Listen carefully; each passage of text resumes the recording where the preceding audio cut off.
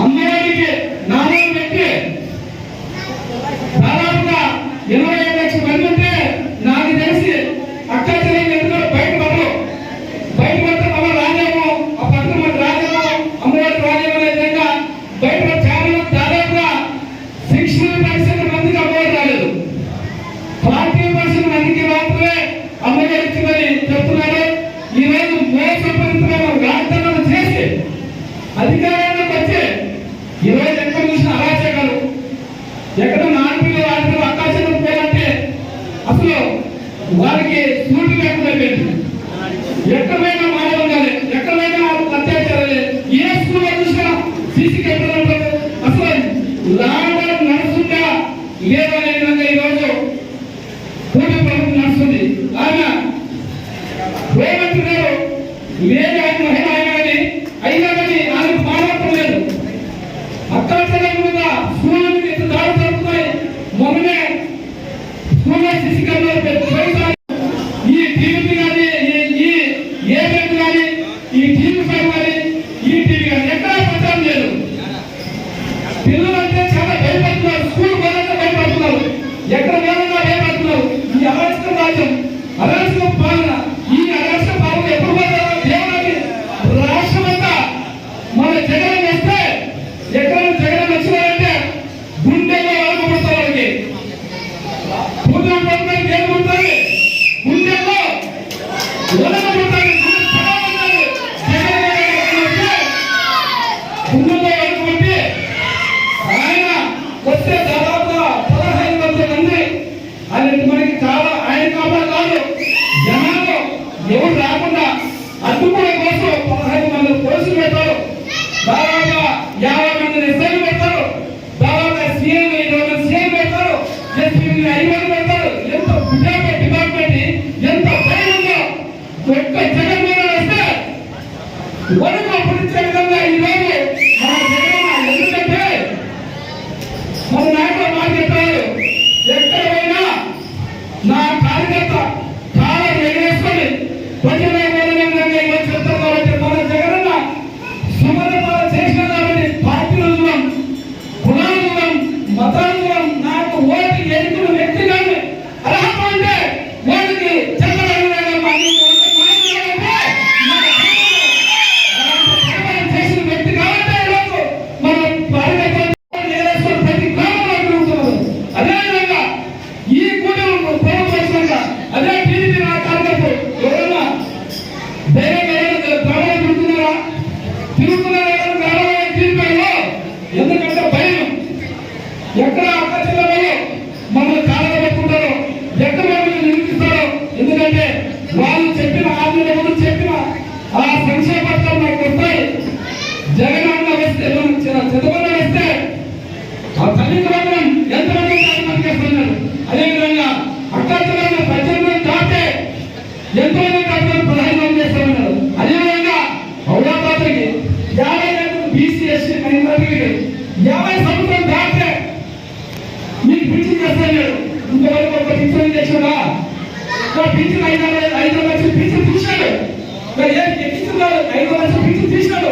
అదేవిధంగా తల్లి నిరుద్యోగులు ఎవరైనా యువకుడికి నిరుద్యోగులకి ఎవరైనా ఒక్కరైనా మనం వచ్చిందా?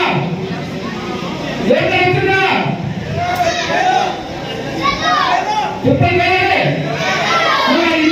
ఇన్ని అబద్ధాలైన వార్తల గురించి 5 లక్షలు ఉంటున్నారు. సంవత్సరానికి 5 లక్షలు ఉద్యోగం చెప్పిన ఇవన్నీ ప్రాజెక్ట్ చేస్తూ 5 లక్షల సంవత్సరాలు చెప్పారు. ఎక్కడ ఒక్కరు ఉద్యోగం వచ్చిందా? లేదు. 5 లక్షల ఉద్యోగం తీసేసినారు. మరి వాలంటీర్ వ్యవస్థకి అన్యాయంగా జగనన్న ఇటువంటిగా పరిపాలన చేసి వాలంటీర్ వ్యవస్థ చేసింటే అలాంటి వ్యక్తులు అలాంటి వాళ్ళు 10,000 మోసం చేసి 2,60,000 మంది తీసేసినారు.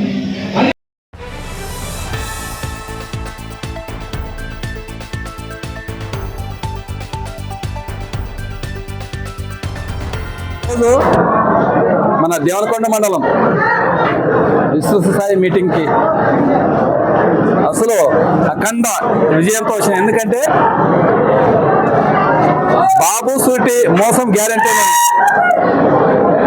మా వైఎస్ జగన్మోహన్ రెడ్డి గారు ప్రకటన చేసే దాంట్లో ఒక్క మాట ఒక్క పిలుపు పిలిస్తే మా కార్యకర్తలు అయితేనేమి నాయకులు అయితేనేమి అసలు దేవునికొండ మనం దత్తరిల్లేదు అట్లా అసలు చూసే పాదయాత్ర చేసుకుంటూ వచ్చినారు. అసలు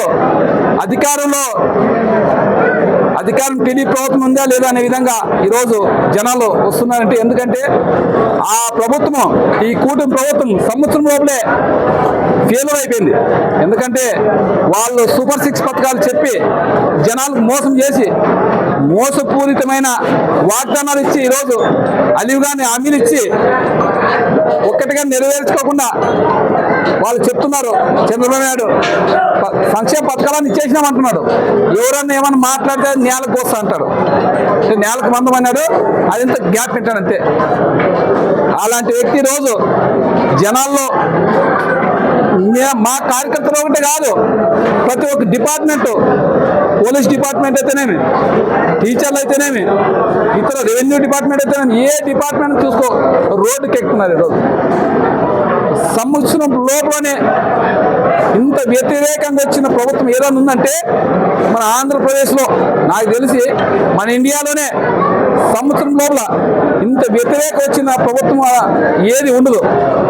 ఓన్లీ మన కూటమి ప్రభుత్వం మాత్రమే మన ఇండియాలో పైకి, మన ఆంధ్రప్రదేశ్లో ఈరోజు ఇంత వ్యతిరేకత వచ్చింది. కాబట్టి ఏదైనా పిలుపునిచ్చేదానికే స్వచ్ఛందంగా ప్రజలు గ్రామాల్లో మాకేం అధికారం లేదు ఇప్పుడు, అయినా కానీ వాళ్ళు ఫెయిల్యూర్ అయినారు కాబట్టి వాళ్ళ కార్యకర్తలే ఈరోజు జనాల్లోకి పోలేరు. ఎందుకంటే వాళ్ళు వాగ్దానాలు అట్లావి.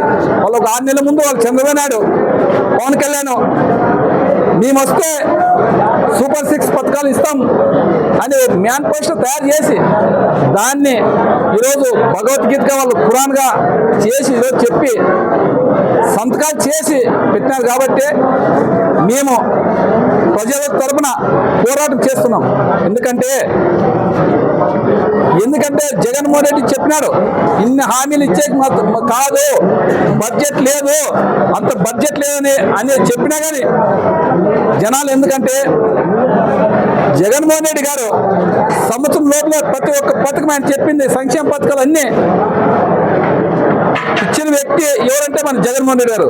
దాన్ని చూసి జనాలు ఏమనుకున్నారంటే ఇప్పుడు ఈ చంద్రబాబు నాయుడు సీనియర్ నాయకుడు కదా, దాదాపుగా 3 సంవత్సరాలు అయిపోయి ఆల్రెడీ ముఖ్యమంత్రి అయినాడు. ఆయన చెప్తే ఖచ్చితంగా ఇస్తాడేమో, జగన్మోహన్ రెడ్డి ఇచ్చేదేమి, మా చంద్రబాబు నాయుడు ఇయ్యకుందేమి. ఎందుకంటే ఆయన ఎంతమంది ఉంటే అంతమందికి ఇస్తామని 1500 అక్క జిల్లా 18 ఏళ్ళు దాటితే 1500 ఇస్తాను నెలకేనా. అదేవిధంగా నిరుద్యోగి చాలా మంది పిల్లలు ఉన్నారు, వాళ్ళు నెలకు 3000 ఇస్తామని అదే నమ్మిది. అదేవిధంగా ఈ లోకేష్ గారు యువగలం పాదయాత్ర చేసినప్పుడు సంవత్సరానికి 2025కి 5 లక్షల ఉద్యోగాలు ఇస్తామని చెప్పారు. ఇంకా ఆయన ఉద్యోగాలు ఇచ్చేది కాదని ఇంకా 5 లక్షల ఉద్యోగాలు తీసేసినాడు. మీరు చూసినారు. ఎందుకంటే వాలంటీర్ వ్యవస్థ ఎంత పని చేస్తున్నావు, ఈరోజు ఎంత ఇబ్బంది పెడుతున్నారో అక్క జిల్లాలో అవాతాతలు పింఛన్ తీసుకోవాలంటే. రేషన్ బీమా అయితేనేమి ఇండ్లు పోయి ఇచ్చేవాళ్ళు మన జగన్ ప్రభుత్వం. అలాంటిది ఈరోజు ఆ రేషన్ బీమా దాన్ని దాదాపు 10,000 మంది దాన్ని వాళ్ళని తీసేసి, అదే వాలంటీర్ వ్యవస్థ దాదాపు 2,60,000 మంది తీసేసి మనం చూస్తున్నాం.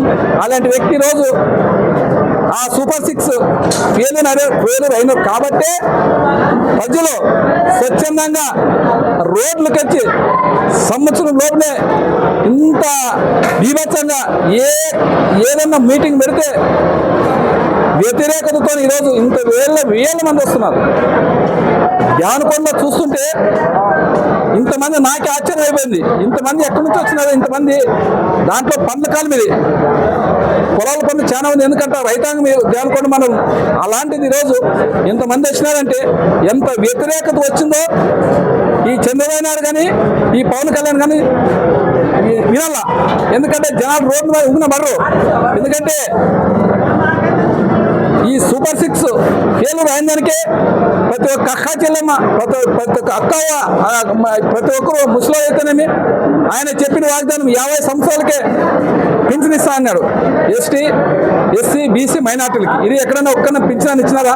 ఉండిన పింఛను దాదాపుగా వికలాంగుల పింఛన్లు అయితే 6,000 ఇస్తామని చెప్పి 6,000 ఇచ్చినట్లే ఇచ్చి దాదాపుగా 6 లక్షల పింఛన్లో ఈరోజు కోర్టు కోసం చూసినాం మనం. ఇలాంటి వ్యక్తి మేము ఒకటే చెప్తున్నాం, ప్రజల తరపున పోరాడతాము, ప్రతి ఒక్క సమస్య లేనెత్తాము. ఈ కూటమి ప్రభుత్వంని పాతాళలోకి తొక్కి 2029లో మా జగనన్నని ముఖ్యమంత్రి చేసుకునే విధంగా ఫస్ట్ ఆలూరు గడ్డు నుంచే ఆయనకి ఫస్ట్ కానుక జగనన్నకి ఇచ్చే విధంగా మా కార్యకర్తలు అయితేనే మా నాయకులు అయితేనే సిద్ధంగా ఉన్నారు. ఎందుకంటే ఈరోజు చూస్తున్నాం ఇంత ఉల్లాసంగా సంవత్సరానికి ఎంత ఉల్లాసం వచ్చినదంటే మా కార్యకర్తలకి నేను ఈరోజు ఏది అండదండగా అందరికి ఉంటానని ఈరోజు మా మీడియా ముఖ్యంగా ఖచ్చితంగా హామీ ఇస్తున్నాను. మీ అభిప్రాయాన్ని కామెంట్ రూపంలో తెలియజేయండి. లేటెస్ట్ న్యూస్ కోసం నేటి భారత్ ఛానల్ ను లైక్ చేసి షేర్ చేసి సబ్స్క్రైబ్ చేయండి.